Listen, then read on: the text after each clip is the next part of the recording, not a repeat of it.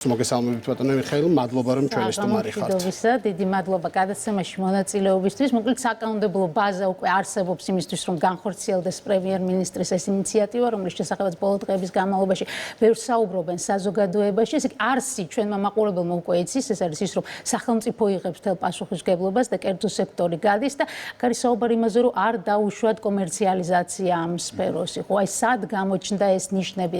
საუბარი არის თეორიულ რისკებზე თუ უკვე პრაქტიკულად არსებულ დამძიმებულ ვითარებაზე. მოდით დავიწყოთ აი საერთო სურათით. უპირველეს ყოვლისა მადლობა უნდა გადაგიხადოთ მოწვევისთვის, მოგესალმოთ თქვენს მაყურებელს მივესალმოთ და მადლობა გადაგიხადოთ იმავდროულად ამ თემის გაშუქებისთვის, ამ შესაძლებლობისთვის, რომ ძალიან მნიშვნელოვანია მართლაც საზოგადოებას ვესაუბროთ ერთის მხრივ იმ დიდ რისკზე, რომელიც ნარკომანიის გავრცელებას აღვირახსნილობას ამ თვალსაზრისით გარკვეული კომერციული სტრუქტურებისა შეიძლება თანახლდეს და მეორეს მხრივ, რა თქმა უნდა, ვისაუბროთ იმაზეც, რა არის ხელისუფლების გეგმა, ხედვა იმასთან დაკავშირებით, როგორ უნდა გადაწყდეს ეს პრობლემა. სწორად იქნა აღნიშნული და ამას კიდევ ერთხელ მინდა ხაზი გაუსვა, განსაკუთრებულად მნიშვნელოვნად მივიჩნევ ამას. მე პირადად, როგორც მოქალაქის სხვასთავი რომ დავანებოთ, რომ პრემიერ-მინისტრმა, როდესაც პირველად გააკეთა ამ თემასთან დაკავშირებით ესეთი განცხადება, იქ აღნიშნა, რომ სახელმწიფო იღებს პასუხისმგებლობას ამ თემასთან დაკავშირებით. ეს რა თქმა უნდა ის არის, რასაც ნებისმიერი პასუხისმგებლიანი ხელისუფლება უნდა აკეთებდეს, რა წამს ის აღმოაჩენს, რომ არის საზოგადოებისთვის მტკივნეული საკითხები, რომელსაც ჭირდება ერთმნიშვნელოვნად გარკვეული ნაბიჯების გადადგმა, რომ ვითარება რადიკალურად შეიცვალოს. პასუხისმგებლობით იყო განსჭვალული ეს განცხადება, იმიტომ რომ აბსოლუტურად პირდაპირ ყოველგვარი შეფარვის და ასე ვთქვათ, მოკიბმოკიბვის გარეშე ითქვა მთავარი საწყისი, ასე ვთქვათ და პირველ წყარო რა იწვევს ამ პრობლემას, ნარკომანიის პრობლემას, რომელიც რა თქმა უნდა საზოგადოებამაც კარგად იცის თუ რაოდენ დიდი პრობლემაა და მეორეს მხრივ არასდროს ზედმეტი არ არის ამ საშიშროებაზე რომ ვისაუბროთ. ითქვა კონკრეტულად იმასთან დაკავშირებით, რომ მაგალითად ფსიქოტროპული ნივთიერები, რომელიც სამწუხაროდ ხშირ შემთხვევაში გამხდარა ავადმოხმარების საგანი. და ეს საზოგადოებამ იცის. არაფერი ახალი აქ არ თქმულა, ისეთი, რომელიც არ ვიცი ჩვენ სამეზობლოში, სამეგობროში, სანათსაოში არ თქმულა და არ გაგვიგია. შესაბამისად ამ პრობლემას მოწესრიგება სჭირდება, ეს გულისხმობს იმას, რომ კომერციული ინტერესის არსებობა ამ შემთხვევაში, როგორც გავლენის მქონე რაღაცა მოვლენა, რა თქმა უნდა მაქსიმალურად დისტანცირდეს იმ სფეროდან, სადაც კომერციულმა ინტერესმა შეიძლება განაპირობოს წახალისება საზოგადოების, ცალკეული ადამიანების ახალგაზრდობის, რაც ყველაზე მეტად მნიშვნელოვანია, რომ რაც შეიძლება ხშირად და მეტად მოიხმარდნენ პროდუქტს, რომლის მეტად გაყიდვით ვიღაც შეიძლება ხელს. კი ბატონო, მაგრამ ეს არის თეორიული ეჭვი თუ არის ფაქტებით დადასტურებული, იმიტომ რომ როდესაც სტატისტიკას ვცდილობდით მოგვეძიებინა, იშვიათი არის, როდესაც აკავებენ ადამიანებს, რომლებიც ამ ცენტრში მუშაობენ და გამოქონდათ ეს ნარკოტიკი გულისხმობ თანამშრომლებს. სხვა რა ინფორმაცია არის თქვენთვის ხელმისაწვდომი? კი, ფაქტები ამასთან დაკავშირებით არსებობს, მაგრამ ერთ-ერთი მთავარი რამ, რაც უნდა აღინიშნოს აქ, ეს არის ინფორმაციის, ხშირ შემთხვევაში ინფორმაციის დეფიციტი. აი როგორც ტრანსპარენტულობის კანონისა და ფარასი არ იყოს, აქაც რა თქმა უნდა სამწუხაროდ საკმაოდ დიდია ინტერესი, რომ გარკვეული გარემოებები ბუნდოვანებით იყოს მოცული. სამწუხაროდ აი მაგალითად კერძო ჩანაცვლებითი თერაპიის ცენტრებისგან მაგალითად ვინ კონკრეტული ბენეფიციარი რაოდენობას მოიხმარს, როგორ მოიხმარს, რამდენად სწორად მოიხმარს, რამდენად ეფექტიანია მკურნალობა, სამწუხაროდ ამის თაობაზე ინფორმაცია არ აწვდიან ეს ცენტრები სახელმწიფოს ინფორმაციას. სამწუხაროდ ეს ინფორმაცია სახელმწიფოსთვის ხელმიუწვდომელია ამ დრომდე, თუმცა ამაზე იყო ზუსტად კანონი, რომელიც მიღებულია, ერთ-ერთი მისი მთავარი ფრაგმენტი, ასე ვთქვათ, სწორედ ეს გახლავთ, ეს ვითარება შეიცვლება ძალიან მალე.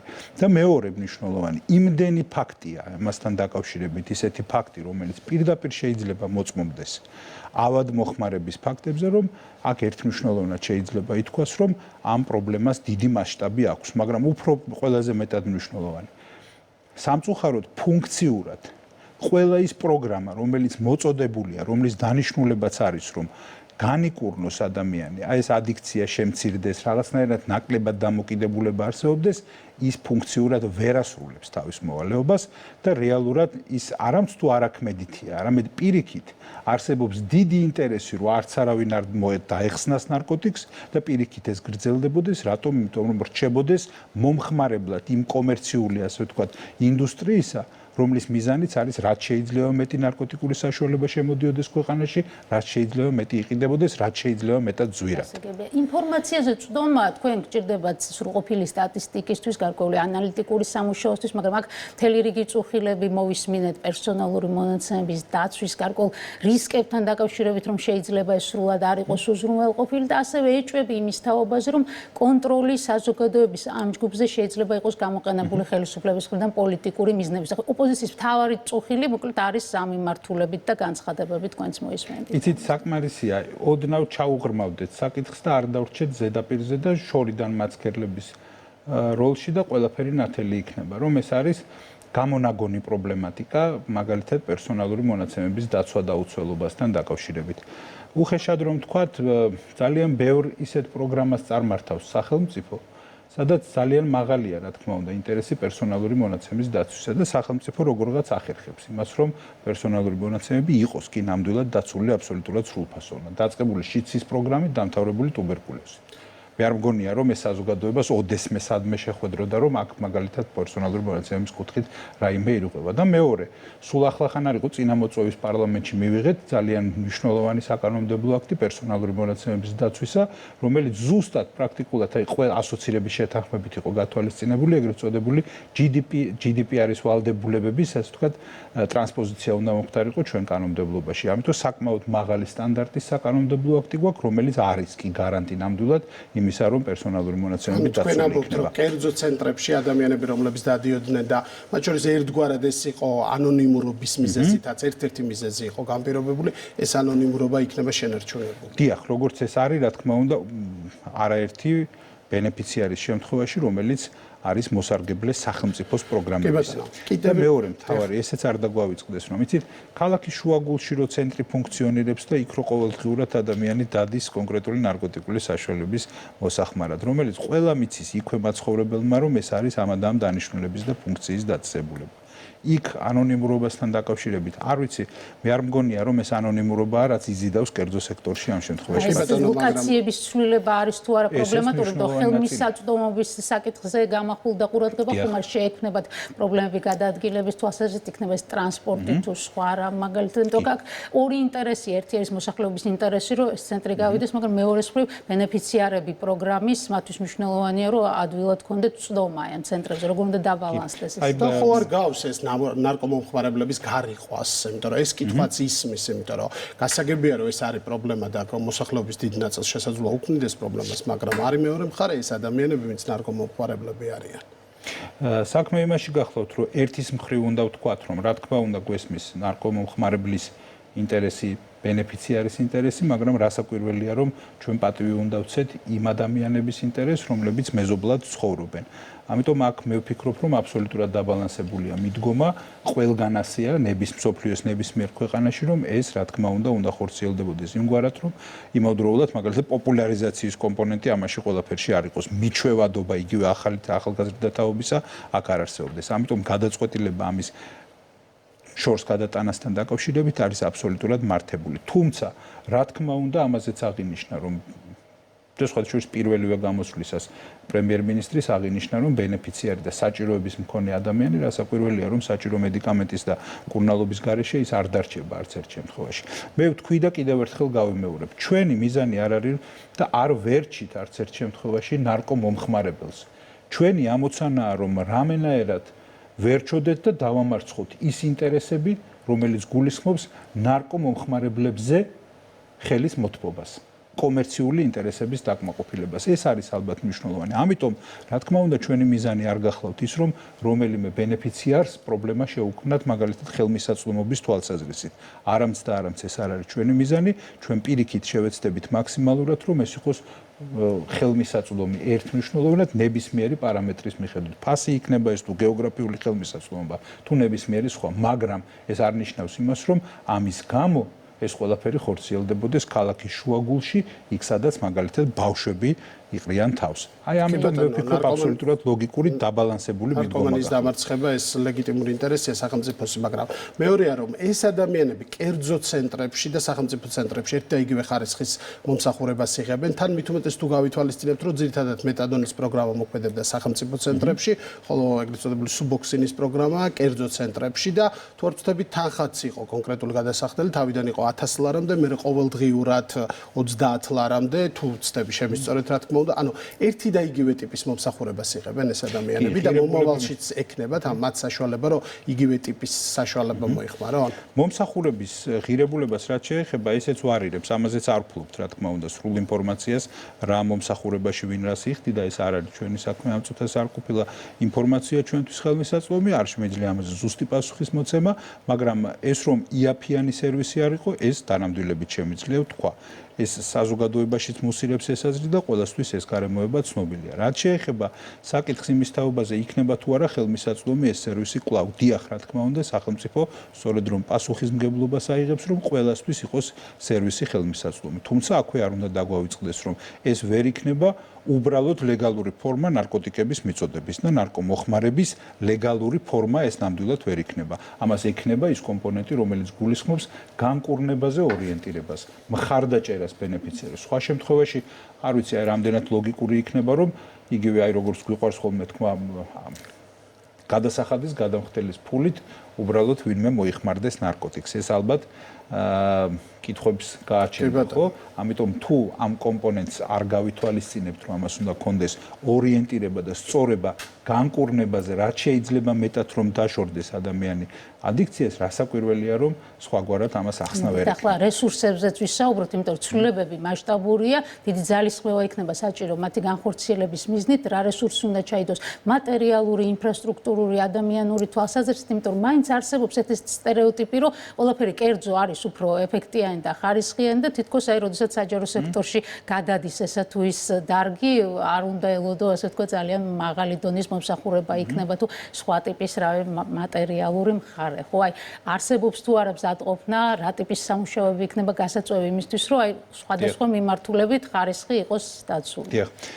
პირველ რიგში მე შემიძლია დავასახელო არაერთი ისეთი სფერო, სადაც სახელმწიფო არამც თუ კონკურენტულ სერვისს თავაზობს საზოგადოებას და მომხმარებელს, არამედ ზოგიერთ შემთხვევაში უკეთესსაც კი. ბევრი ასეთი შემთხვევა ვიცით, დაწყებული საჯარო მომსახურებით და დამთავრებული, არ ვიცი, საჯარო მომსახურებაში გულისხმობს სახელმწიფო სერვისებით, რომელიც არის მაგალითად იუსტიციის სამინისტროს შემთხვევაში და სხვა. მეორე რაც ალბათ აქ აღნიშნას იმსახურებს, ეს გახლავთ საკითხი იმის შესახებ, რომ სახელმწიფო რასაკვირველია, რომ პასუხისმგებლობით უდგება და ბუნებრივია, რომ რესურსი, რომელიც აუცილებელი იქნება იმისთვის, რომ რეალურად ყველა ეს პროგრამა, რომელიც მიზანიც გახლავთ, რომ შეამციროს ზიანი, რომელიც თამდევია ნარკომომხმარებლისთვის, ნარკომანიისთვის საზოგადოდ. რა თქმა უნდა, სახელმწიფო კარგად ხვდება, რომ ამაში რესურსი უნდა ჩაიდოს, ინვესტირება უნდა მოხდეს, იმიტომ რომ საზოგადოებას მიადგეს ამით ნაკლები ზიანი. ის თუ რა მასშტაბის პრობლემაა ნარკომანია, ეს რასაკვირველია უზარმაზარი პრობლემაა, რომელსაც შეუძლია მაგალითად თუნდაც დემოგრაფიული პრობლემები განაპირობოს ქვეყანაში. განაპირობოს, რა ვიცი, უზარმაზარი ჯანმრთელობის პრობლემებიდან დაწყებული, დამთავრებული მართლაც დემოგრაფიის პრობლემები. ამიტომ ამასთან ბრძოლა რასაკვირველია აბსოლუტურად გამართლებულია, რომ ამაში დაიხარჯოს ბევრი ფული მათ შორის, დაიხარჯოს იმიტომ, რომ ჩვენ მოვახდინოთ პრევენცია ძალიან დიდი დანახარჯებისა. რამდენი ჯდება მაგალითად, არ ვიცი, თუნდაც ის არ ვიცი, ფსიქოლოგიური მხარდაჭერის პროგრამები უამრავი ადამიანის, რომელსაც ეს ჭირდება ადიქციიდან გამომდინარე, ან იგივე სამედიცინო საჭიროებები, რომელიც უჩნდება და რასაკვირველია, ხა ჯანმრთელობას რო სპობს ნარკომოხმარება, ეს ხომ ყველასთვის ცნობილია, ის რომ მაგალითად ამის შემცირებას, ნარკომანიაზე დამოკიდებულების შემცირებას ძალიან დიდი პოტენციალი აქვს, რომ თუნდაც სამედიცინო ხარჯები დაზოგოს, ეს მე მგონი ყველასთვის ნათელია, ძალიან სწრაფად შეიძლება ამონაგები აი ამ დანახარჯებიდან გამოჩნდეს. კი ბატონო, ვისაუბროთ ექიმებზეც. მუშაობენ თუ არა უკეთესი კვალიფიკაციის ექიმები კერძო დაწესებულებაში, ეს კითხვაც ისმის და ასევე, როდესაც ეს პაციენტთა რაოდენობა ბუნებრივად მოემატება, ახლა უკვე სახელმწიფო დაწესებულებებს, აუვა თუ არა ის მედპერსონალი, რომელიც არის. ანუ რა ბედიელის იმ ადამიანებს, ვინც მუშაობენ ამ კერძო კლინიკებში, ვინაიდან ზოგიერთი კლინიკა მხოლოდ ჩანაცვლებით თერაპიაზეა ორიენტირებული. დიახ, კი, სხვადასხვა პროფილით მუშაობენ, ბევრი კვალიფიციური ექიმია ქვეყანაში.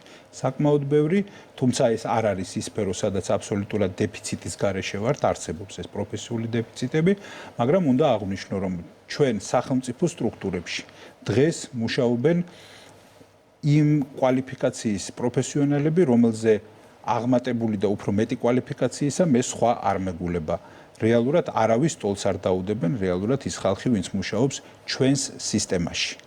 ამიტომ ეს უნდა ვთქვა, რომ აუცილებლად დასაფასებელია და პატივსაცემია იმ ადამიანების შრომა, რომლებიც მუშაობენ ჩვენს სახელმწიფოში. შეიძლება გაზრდილ რაოდენობას რამდენად აუვა. რა თქმა უნდა, ეს ზუსტად იმის პროპორციულად, რაც იქნება მოთხოვნა და საჭიროება, ამას მუდმივად ამაზე გვექნება თვალყური ნადევნები, გაკეთდება პროგნოზებიც და შესაბამისად ამის მიხედვით დაიგეგმება პროცესი. პირველადი პროგნოზები და მონახაზი ამასთან დაკავშირებით გაკეთებულია, რეალურად ამის მიხედვით ჩვენ უკვე ვმუშაობთ რეალურად იმ გეგმების განხორციელებაზე, რომლის მიხედვითაც აი ახალი კანონის მიხედვით 15 აგვისტოდან გარკვეული ასე ვთქვათ ნაწილი უკვე ახალი მომხმარებლებისა უნდა მივიღოთ. თუმცა მე არ მგონია, რომ ეს იყოს რაღაცა ისეთი დიდი დატვირთვა და ისეთი დიდი რაოდენობა ადამიანებისა, რომელთა საჭიროებების გამკლავება შეიძლება გაუჭირდეს სახელმწიფო სტრუქტურებს, რომელიც ამაზე იმუშავებს. დიახ, კონტროლის ფუნქციასაც სახელმწიფო სრულად იღებს საკუთარ თავს და ეს ხაზგასმულად ყველა გამოსვლაში ყურადღება არის გამახვილებული, რომ მიდგომა იქნება უმკაცრესი, მაგრამ აი რა ფორმით პასუხისმგებელი ორგანო უწყება უკვე თუ არის გამოყოფილი, როგორი იქნება სიხშირე, ეს შემოწმებები იქნება, თუ არის ჩამოყალიბებული, ასე ვთქვათ, აი ეს რეგლამენტი რა ნაწილში როგორ გაკონტროლდება, მათ შორის ექიმების ნაწილშიც, იმიტომ რომ ესეც ითქვა, რომ რამდენი საჭიროების მიხედვით არის თუ არა ესეთვის მედიკამენტი გამოწერილი, ესეც ალბათ შესამოწმებელია ხშირ შემთხვევაში. აი არსად ისე აქტუალური არ არის, ასე ვთქვათ, კომპლექსური მიდგომების საჭიროების პრინციპი აქტუალური, როგორც ეს არის ნარკომანიასთან ბრძოლის საქმეში. იმიტომ რომ აქ ჩვენ ვერ ვნახავთ ვერცერთ შემთხვევაში, რომ სადღაც ვიპოვოთ სიმძიმის წენტრი და ეს პრობლემა გადავატრიალოთ. ეს შეუძლებელია. ამას ჭირდება ყველა ფრონტიდან შეტევა. სხვაგვარად უბრალოდ განწირულია ნებისმიერი საქმე წარუმატებლობისთვის. აი ამიტომაც ეს მიდგომაც ასახულია, პრემიერი, როდესაც გამოვიდა პირველად ესაუბრა, ეს აღინიშნა, რომ ყველა მხრიდან ჭირდება შევიწროება ამ პრობლემას, რომ რაც შეიძლება ნაკლები იყოს საზოგადოებისთვის ზიანი. ეს არის მნიშვნელოვანი. დაწყებული არ ვიცი, ჩანაცვლებითი თერაპიის ცენტრების ლოკაციებით, რომ ის არ იყოს მაგალითად შემაწუხებული საზოგადოებისთვის, იმავდროულად მაგალითად ფსიქოტროპული საშუალებების ავადმოხმარებით. უნდა მოისპოს და ამოიძირკოს ინტერესი, რომელიც შეიძლება კულტივირებას ახდენდეს იდეისა, რომ რეალურად მაგალითად გადასარევია ნარკოტიკის მოხმარება, ან ზედმეტად უნდა მოიხმაროთ რომელიმე ფსიქოტროპული საშუალება და ასე შემდეგ. მოკლედ ამ ყველაფრის აი კომპლექსურად მიდგომის შემთხვევაში რეალურად ეს მოხერხდება. ცალკე უწყება იქნება კონტროლის არა, ეს იქნება გაბნეული. ჯერ ერთი ჩვენ აქ გვჭირდება გავითვალისწინოთ, რომ ამას მარტო ჯანდაცვის სამინისტრო არ შეებრძოლება და ვერ შეებრძოლება მარტო. ის არ დარჩება ჯანდაცვის სამინისტრო მარტო ამ ბრძოლაში, რა თქმა უნდა, ჩვენ გვეიმედება სამართალდამცავი სტრუქტურების მუშაობის აქტუალურად განათლების სამინისტროსთან ერთად გვექნება ძალიან ბევრი პროექტი, იმიტომ რომ მაგალითად საზოგადოებას ახალგაზრდა თაობას უნდა ვესაუბროთ იმაზე, რა მძიმე შედეგი შეიძლება მოსდევდეს ნარკოტიკების მოხმარებას და ასე შემდეგ. მოკლედ ამ ყველაფრის ფონზე ესეც გასათვალისწინებელია, აი ამ კომპლექსურ მიდგომაში განსაკუთრებულად მნიშვნელოვანი იქნება მხარდაჭერა, აი ასე ვთქვათ, სინქრონული მუშაობა სხვადასხვა სტრუქტურების. და აქ არ დაგვავიწყდეს, რომ მათ შორის ეს ხშირ შემთხვევაში პოლიტიკური თემაც კი გამხდარა, ამაზეც ისაუბრა პრემიერ-მინისტრმა, როდესაც კი სამწუხაროდ იყო და ეს არ არის სრულებით არ გახლავთ რაღაც მოგონილი შეთქმულების თეორიები, კი სამწუხაროდ იდეის პოპულარიზაცია, რომ ნარკოტიკების მოხმარებაში უნდა ვხედავდეთ თავისუფლებას, ეს სამწუხაროდ ეს იდეა საერთოდ ლიბერალურმა მიდგომამ მნიშვნელოვნად დაამძიმა ვითარება, მაგრამ აქ საინტერესოა კონკრეტულად რა იგულისხმება, იმიტომ რომ ეს პრინციპი, რომ მომხმარებელზე საჭიროა ზრუნვა, გამსაღებელი კრიმინალია და მასთან ბრძოლა, ეს თითქოს ყველასთვის მისაღები იყო აქამდე, მაგრამ აი დაფინანსებულ კამპანიებში რა იგულისხმება, სათხდებოდა ეს პროპაგანდა, წახალისება, შეგიძლიათ უფრო დაგვიკონკრეტოთ. კი, საქმეც ამაშია, ხშირ შემთხვევაში დამკვიდრებული იყო აზრი, მათ შორის პროფესიონალებს შორის, მათ შორის საზოგადოების წევრებს შორის და ეს ერთგვარად განიხილებოდა არაერთი თეორია ამასთან დაკავშირებით და არა მხოლოდ საქართველოს პრაქტიკა მიანიშნებს ამაზე. მსოფლიო ისტორიაში შეგვიძლია ვნახოთ, მათ შორის, როდესაც არ ვიცი, კოლონიალისტური მიზნებით შეიძლება იყოს გამოყენებული მაგალითად ამიდეის კულტივირება სხვადასხვა სახელმწიფოების დაცვის სახით არის მიწოდებული. ჩვენ არ ვამბობთ და კიდევ ერთხელ აუცილებლად უნდა გავიმეოროს, რომ ჩვენ არ ვერჩით ნარკომომხმარებელს, ჩვენ ვერჩით ხალხს, რომელიც ნარკოტიკის მოხმარებაზე ცდილობს ხელის მოთბობას, სარგებლის ნახვას. აი ეს არის მთავარი განმასხვავებელი. ისიც უნდა გავითვალისწინოთ და არ დაგვავიწყდეს, რომ ნარკოტიკის მოხმარება ლიბერალური მიდგომა ნარკომომხმარებელთან ეს ერთი რამ არის, მაგრამ მეორე რამ არის, როდესაც აი ამის ნიღბის ქვეშ იმალება სხვა განწყობა, როდესაც არსებობს ინტერესიც, мотиваციაც, სურვილიც, რომ დაამკვიდრო აზრი, რომ ეს არის ნორმა, რომ ეს არის წესი, რომ ეს არის კარგი. სინამდვილეში ეს არ არის კარგი. კი ბატონო. და არაფერს კარგს არც ერთ ახალგაზრდას ნარკოტიკის ვისაუბროთ ფსიქოტროპულებზეც. მოდით გითხარით პირველ რიგში რას ამბობს სტატისტიკა ამ თვალსაზრისით და რამდენად სწორია გადაწყვეტილება, რომ სახელმწიფო იყოს მთავარი შემომტანი ასეთი ტიპის მედიკამენტების. რას გვეუბნება სტატისტიკა? რატო გაჩნდა ეს პრობლემა? აქაც ლოგიკური პარადიგმა ამასთან დაკავშირებით არის აბსოლუტურად იდენტური. ამ შემთხვევაში, როდესაც არსებობს იმპორტიორი, აი დავუშვათ მე ვთქვათ, არ დაკავებული ვარ ამ ბიზნესით, შემომაქვს კონკრეტული რაღაც სულ ერთია რა საშუალება. ჩემი ამოცანა რომ გავმდიდრდე მეტი შემოსავალი მქონდეს, უკავშირდება იმას, რომ ამ კონკრეტული საგნის, ამ პროდუქტის მეტად მოხმარება ფიქსირდებოდეს საზოგადოებაში. მაგრამ ამას ამ პრეპარატებს უწერენ ექიმები, ხო პაციენტებს. ეს გავიგე, მაგრამ შესაბამისად, მაშინ სად არის აქ სახელმწიფო? საქმეც ამაშია, რომ სამწუხაროდ ეს ფარმაცევტიკაში აპრობირებული რამ გახლავთ, ეს არ არის არც ახალი ამბავი და არაფერი სხვა, მხოლოდ ფსიქოტროპულს ეს არ ეხება. სამწუხაროდ მარკეტინგული აქტივობები, რომელსაც მიმართავენ ამ შემთხვევაში კომერციული სტრუქტურები, მათ შორის გულისხმობს იმას, რომ ამ შემთხვევაში ექიმების წახალისებაც მოხდეს მაქსიმალურად, საიმისოთ, რომ ეს ინტერესი, როდესაც არსებობს ამის, რომ რაც შეიძლება პოპულარული იყოს რაღაცა კონკრეტული პროდუქტი, უფრო მეტად მოხმარებადი, ეს კულტივირებადია სამწუხაროდ. როდესაც ექიმთან ყოფილვართ, მსგავსი ტიპის სხვადასხვა აქტივობა, როდესაც თუნდაც ფლაიერის სახით გთავაზობენ, მაგრამ სახელმწიფო ამას ფლაიერს მიღმა, მაგალითად შესაძლოა, მაგრამ როგორ დაარეგულირებს სახელმწიფო ამ პრობლემას? როცა ის მხოლოდ ფსიქოტროპულებსაც არ ეხება. იცით რა შეესახება? პირველი, ინტერესი, რომელიც განაპირობებს, რომ მაგალითად იყოს ხშირად მოხმარებადი, მეტად მოხმარებადი, იქ სადაც შეიძლება ერთი ტაბლეტით შემოიფარგლებოდეს პაციენტი, როდესაც ინიშნებოდეს შეიძლება 2 და 3 ინტერესს თუ მოხსნი, რომელი ინტერესიც განაპირობებს ამის ზრდის საჭიროებას, ამ შემთხვევაში ბუნებრივია, რომ ბევრი რამ გამარტივდება სახელმწიფოსთვის, რომ მაგალითად კონკრეტულად კონტროლის მექანიზმები იყოს ბევრად უფრო ეფექტიანი, გაცილებით უფრო ნაკლები იყოს მასშტაბი, რომელიც შეიძლება ამას მიეცეს. ჩვენ გვაქვს ძალიან ცუდი პრეცედენტები, მაგალითად იგივე რეცეპტთან დაკავშირებით. საკმაოდ დიდია, აი მაგალითად, როდესაც ხედავ, რომ საშუალო ევროპული მაჩვენებელი, როდესაც კონკრეტული მედიკამენტისა არის რაღაცა n რაოდენობის და 4-ჯერ n რაოდენობა გაქვს იმ კონკრეტულ მედიკამენტთან დაკავშირებით, შეიძლება სხვა მედიკამენტზე ნაკლები ქონდეს, აქ მეტი გაქვს, ეს რა თქმა უნდა მიანიშნებს იმაზე, რომ აი ესეთი არასტანდარტული ქცევა შეიძლება აიხსნებოდეს მხოლოდ ასეთი კომერციული ინტერესებით. აი აქედან გამომდინარე, პრაქტიკულად მტკიცებულების დონეზე შეგვიძლია ვისაუბროთ იმაზე, რომ რეალურად ჩვენთან ავად მოხმარების, არასწორად მოხმარების პრაქტიკა სამწუხაროდ არსებობდა. რასაკვირველია, არსებობდა კონტროლის მექანიზმები და ეს ხორციელდებოდა უწყვეტად, მაგრამ მიუხედავად ამისა, არის რაღაცა მასშტაბი, რომელსაც სრულად ვერ ამოწურავ, მხოლოდ კონტროლის მექანიზმებით. ამას სჭირდება ინტერესების სწორად დაბალანსება, საიმისოთ, რომ არაფერი მუდმივად, ინტენსიურად ხელს არ გიშლიდეს კონტროლის ეფექტიანად განხორციელებაში. აი სამწუხაროდ ეს არსებობდა, ეს შეიცვლება თვისობრივად და ეს ცვლილება რასაკვირველია ძალიან მალე თვალსაჩინო გახდება საზოგადოებისთვისაც. მხოლოდ იმპორტს არ იღებს საკუთარ თავზე სახელმწიფო, რეალიზაციაც იქნება უკვე თქვენი ფუნქცია, აქ საინტერესოა რა ფორმით მოხდება ეს, ამ სახელმწიფო აფთიაქები არსებობს თუ არა და კერძო სექტორი სრულად გადის, თუ რჩებიან მაინც. არა, რეალიზაცია კონკრეტულად შეიძლება გარკვეული ფორმით ეს კვლავ გაგრძელდეს. კერძო კომპანიების მხრიდან ამ შემთხვევაში საუბარი იქნება ისეთ მასშტაბურ მოვლენაზე, როგორიც იმპორტია. აი რაც შეეხება საბითო მოვაჭრობას, ეს ბუნებრივია, რომ იქნება სახელმწიფოს ფუნქცია, ამისთვის ვემზადებით, რეალურად ამაზე დაგვჭირდება საკმაოდ აი ამ პერიოდის განმავლობაში კანონი მიღებულია 1 ოქტომბრამდე ჩვენ დაგვჭირდება ძალიან ინტენსიურად მუშაობა ამ თემაზე, რისთვისაც მზად გახლავართ, დაწყებული გვაქვს ეს მუშაობა და ბევრ ხედავ ამ წუთას რაიმე ფაქტორს, რომელსაც შეუძლია ხელი შეგვიშალოს, რომ ვიყოთ ეფექტურები ამ. მაგრამ შემოიტანს თუ არა სახელმწიფო ყველა მედიკამენტებს. დაახლოებით 122 დასახელების შეიძლება არაზუსტი სტატისტიკაა, მაგრამ ფსიქოტროპული მედიკამენტი შემოდის ქვეყანაში.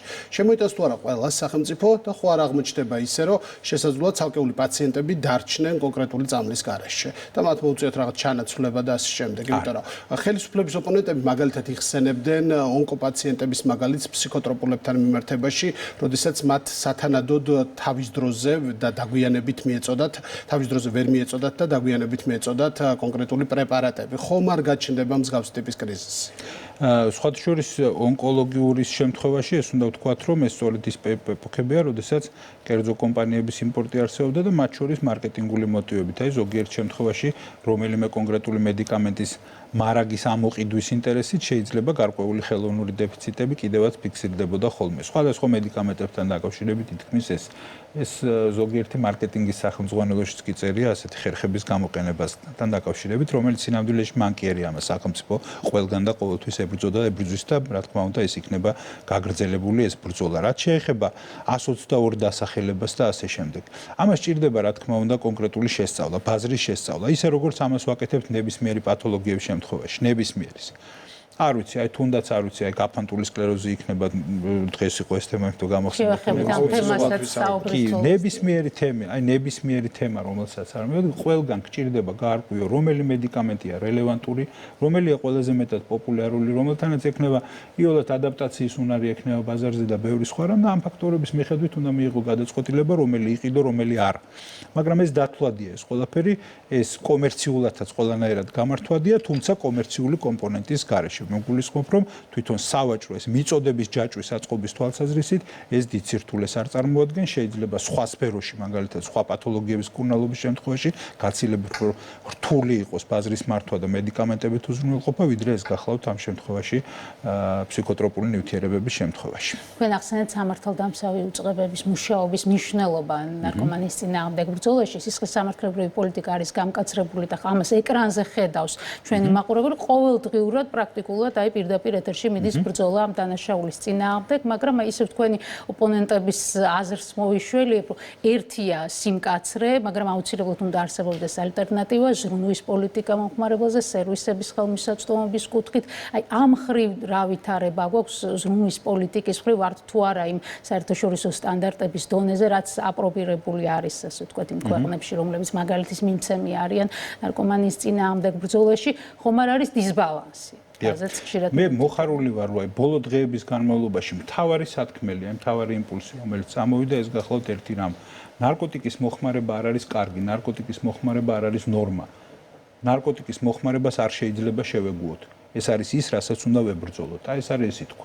ამას ამ ბრძოლის ინსტრუმენტად გამოიყენებ. იქ სადაც მაგალითად ნარკოტიკით ვაჭრობაა, კი რა თქმა უნდა ეს არის კრიმინალური აქტი, ამას აბსოლუტურად შეუბრალებელი უნდა იყოს, რა თქმა უნდა, სამართალდამცავი სტრუქტურა.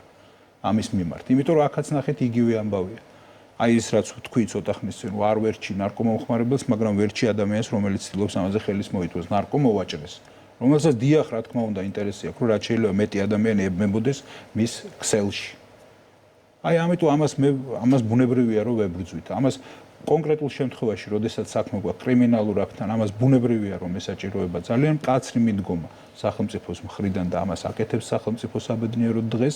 ამას უწყვეტად აკეთებდა და გახსოვთ წლების განმავლობაში არ წყდებოდა ვთქვათ იქ ნარკომოვაჭრების წინააღმდეგ გარკვეული აქტივობები და ასე შემდეგ, თუმცა ამას ჭირდება აი ინტენსიურობის შეიძლება კიდე ყურადღების მეტად მობილიზება. მათ შორის აი საზოგადოებასაც კი უნდა გაუჩნდეს განცდა, რომ მათთვის აი თითოეული ჩვენი საზოგადოების წევრისთვის სასიკეთო რამ ხდება, როდესაც კონკრეტული ნარკომოვაჭრე აღმოჩნდება. პრობლემა არ გვარდება მხოლოდ მკაცრი ხელით. ამიტომ ყოველ მხრივი, აი ყველა მხრიდან შეტევა არის ჩვენი, აი როგორ გითხრათ, ჩვენი მორალური, პოლიტიკური პასუხისმგებლობა გნებავთ სამართლებრივიც, იმიტომ რომ საზოგადოებისთვის ეს არის დიდი რისკის მატარებელი, დიდი საფრთხეა საზოგადოებისთვის ძალიან დიდი ზიანი შეუძლია მოიტანოს. ეს აღიარებულია მთელი მსოფლიოს მასშტაბით. ეს არ არის ახალი და ორიგინალური რამ, რასაც ვამბობთ, მაგრამ შეტევა ჭირდება იმას, რომ რაც შეიძლება მცირე იყოს მასშტაბი, რომლითაც შეუძლია, მაგრამ აქ ამ შემთხვევაში ვითომ ფსევდოსაც აღარ ვიტყვი, ვითომ ლიბერალური მიდგომების გამო აზრის, ასე ვთქვათ, მიწოდება საზოგადოებისთვის განსაკუთრებით ეს ეხება ახალგაზრდა თაობას, რომ თითქოს ამაში რაიმე რომანტიკულია, თითქოს ამაში რაიმე ნორმა თავისუფლების ჟესტია და ასე შემდეგ. ეს არის დიდი მტკნარი ტყუილი. კი ბატონო, ჩვენ ცოტა დრო გრჩება, ამიტომ უნდა მოვასწროთ იშვიათი დაავადებების სამკურნალო სახელმწიფო პროგრამის გაფართოებაზეც. კონკრეტულად საუბარია, რომ სახელმწიფო დააფინანსებს გაფანტული სკლეროზისთვის საჭირო როგორც კვლევებს, ასევე მედიკამენტებს. რა ჯდებოდა, რა უჯდებოდა პაციენტს აქამდე, რა დაჯდება ახლა და რა იცვლება? ხო, სხვადასხვა საჭიროება, მაგრამ ერთ-ერთი ყველაზე ძვირფასი მედიკამენტია, რომელზეც არის საუბარი, ეს არის ძალიან მაღალი დონის. ალბათ მსოფლიოში ერთ-ერთი საუკეთესო მედიკამენტი, რომელიც ამ თვალსაზრისით გაფანტული სკლეროზის სამკურნალოდ არის გამოგონილი და არის აპრობირებული. ეს არის მნიშვნელოვანია აქ აღინიშნოს, რომ საკმაოდ გავრცელებული, საკმაოდ მძიმე დაავადებაა, რაც ყველაზე მთავარია. ეს არის ვერაგი დაავადება, რომელსაც შეუძლია ძალიან სწრაფად მკურნალობის არ ქონის ხელმიუწვდომელობის შემთხვევაში ძალიან დიდი პრობლემა შეუქმნას ადამიანის ცხოვრებაზე. არ ვიცი გამოიწვიოს უნარის შეზღუდვა ძალიან ბევრი მიმართულებით და გადაადგილების შეზღუდვა მეტყველების და ბევრი ძალიან ბევრი ნევროლოგიური პრობლემა შეიძლება შექმნას და აქ იყო აი კრიტიკულად სასიცოცხლოდ მნიშვნელოვანი იყო ადამიანისთვის მედიკამენტზე ხელმისაწვდომობაც და კვლევებზეც რა თქმა უნდა, იმიტომ რომ კვლევა ესაფუძვლება შემდეგ მედიკამენტის მიწოდებას. ამიტომ აი ამ ყველაფერზე ერთობლივად აი რაც კი საჭიროება უჩნდება კონკრეტულად ადამიანს გაფანტული სკლეროზის სამკურნალოდ იმისთვის რომ პრევენცია მოხდეს არ გაგრძელდეს იმავნე შედეგების მოტანა ადამიანისთვის, რომელიც შეიძლება იყოს თამდები ამ დაავადების პროგრესისთვის, ამ შემთხვევაში ეს ყველაფერი ხდება ხელმისაწვდომი და ეს მიხარია, ეს ჩემთვის როგორც ამ ქვეყნის მოქალაქისთვის დასაწყისში თქვი, ახლაც გავიმეორებ, ეს არის დიდი სასიხარულო ამბავი. აი ეს არის საზოგადოების გამარჯვება, ეს არის დიდი ნაბიჯი წინ. მიუხედავად იმისა, რომ ბიუჯეტი, ხარჯი ამასთან დაკავშირებით საკმაოდ დიდია და წნეხია ეს ბიუჯეტისთვის, საბედნიეროდ დღეს ჩვენ სახელმწიფოს აქვს შესაძლებლობა, რომ ასეთი გაბედული ნაბიჯები გადადგას ჩვენი ქვეყნის მოსახლეობის საკეთილდღეოდ. ამით ითვლება სხვათა შორის შემდეგ ის წარმატებაც, რომელიც მიხედვითაც მაგალითად არ ვიცი, არაკეთილგანწყობილი ორგანიზაციებიც კი აღიარებენ, რომ ლიდერები ვართ მსოფლიოში პროგრესის კეთილდღეობის ინდექსის მიხედვით. ეს ხო არის მნიშვნელოვანი. აი ესეთ პარამეტრებს მოაქვს ზუსტად ეს წარმატება. მადლობას გიხდით ინტერვიუსთვის. ჯანდაცვის მინისტრი მიხეილ სარჯველაძე იყო ჩვენი სტუდიაში.